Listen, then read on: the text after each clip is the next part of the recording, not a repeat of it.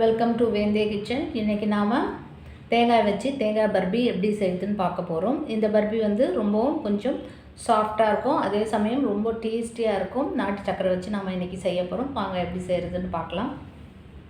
தேங்காய் பர்பி செய்கிறதுக்கு ஒரு பேன் வச்சுருக்கு, கொஞ்சம் சூடாகிடுச்சு. இப்போ இதில் வந்து நம்ம வந்து ஒரு 1/4 கப்புக்கும் கொஞ்சமாக தண்ணி ஆட் பண்ணிக்கோங்க. தண்ணி கொஞ்சம் சூடாகட்டும். நல்லா சூடானதும்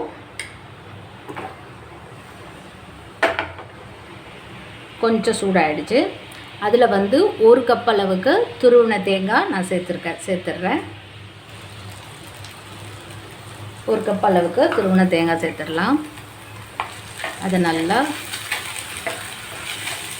கொஞ்சம் மிக்ஸில் மீடியம் ஃப்ளேம்லேயே வச்சுக்கோங்க.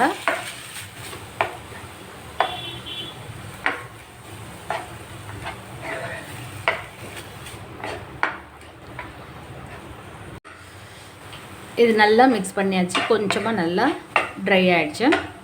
இது கூட நம்ம வந்து 3/4 கப் அளவுக்கு நாட்டு சக்கரை சேர்த்துக்கலாம்.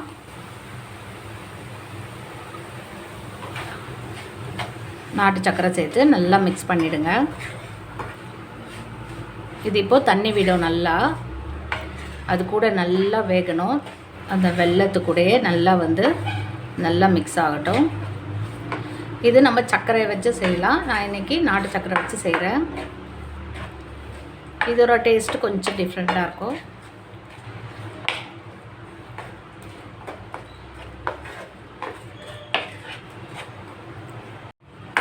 நல்லா இந்த வெல்லம் வந்து நல்லா இலக்கி கொடுக்கும். இது கூட கொஞ்சம் வந்து அது கொஞ்சம் நல்லா செட் ஆகிற அளவுக்கு நம்ம கிளறி விட்டுக்கிட்டே இருக்கணும். இது கூட இப்போ நம்ம கொஞ்சமாக ஏலக்காய் பொடி சேர்த்துக்கலாம், நிறைய வேண்டாம்.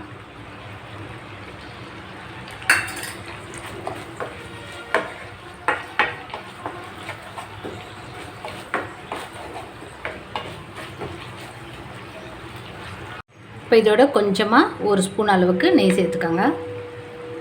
நெய் சேர்த்துட்டு நல்லா மிக்ஸ் பண்ணி விட்டுருங்க. இந்த மாதிரி பேனில் ஒட்டாமல் வரணும். ஒட்டாமல் வர ஸ்டேஜில் நாம் வந்து எடுத்து நெய் தடவின பிளேட்டில் நம்ம வந்து அதை வந்து செட் பண்ணிடணும்.